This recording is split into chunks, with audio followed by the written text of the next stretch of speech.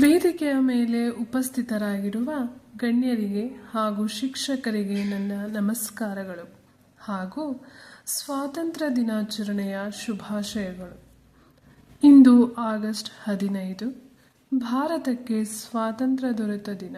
ಅಂದರೆ ಬ್ರಿಟಿಷರ ಆಳ್ವಿಕೆಯಿಂದ ಮುಕ್ತಿ ಹೊಂದಿ 1947 ಆಗಸ್ಟ್ 15ರಂದು ಸ್ವತಂತ್ರವಾಯಿತು.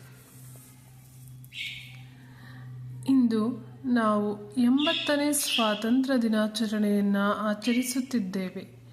ಗಾಂಧೀಜಿ, ಸುಭಾಷ್ ಚಂದ್ರ ಬೋಸ್, ಭಗತ್ ಸಿಂಗ್ ಹಾಗೂ ಇನ್ನೂ ಅನೇಕ ಹೋರಾಟಗಾರರ ಹೋರಾಟದಿಂದ ನಾವು ಇಂದು ನೆಮ್ಮದಿಯಿಂದ ಜೀವನ ಸಾಗಿಸುತ್ತಿದ್ದೇವೆ. ಅವರ ತ್ಯಾಗಕ್ಕೆ ಬೆಲೆಯಾಗಿ ಅವರನ್ನು ಸ್ಮರಿಸುತ್ತಾ ದೇಶವನ್ನು ಉನ್ನತಿಯತ್ತ ಕೊಂಡೊಯ್ಯಬೇಕು. ಈ ದಿನ ನಾವು ಧ್ವಜಾರೋಹಣ ಮಾಡಿ ದೇಶಕ್ಕೆ ಗೌರವ ಸಲ್ಲಿಸುತ್ತೇವೆ. ನಮ್ಮ ಧ್ವಜವು ಕೇಸರಿ, ಬಿಳಿ ಮತ್ತು ಹಸಿರು ಬಣ್ಣಗಳಿಂದ ಕೂಡಿದ್ದು ಮಧ್ಯದಲ್ಲಿ ಅಶೋಕ ಚಕ್ರವಿದೆ.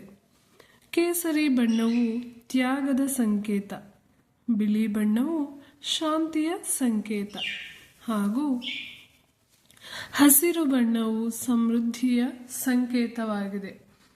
ನಾವು ನಮ್ಮ ದೇಶವನ್ನು ಪ್ರೀತಿಸಬೇಕು ಮತ್ತು ಗೌರವಿಸಬೇಕು. ಹಲವು ಧರ್ಮ, ಸಂಸ್ಕೃತಿಯ ಜನರಿರುವ ದೇಶ ನಮ್ಮದು. ಆದರೂ ಏಕತೆಯಿಂದ ಹಾಗೂ ಒಗ್ಗಟ್ಟಿನಿಂದ ಜೀವಿಸೋಣ. ಜೈ ಹಿಂದ್, ಜೈ ಭಾರತ್.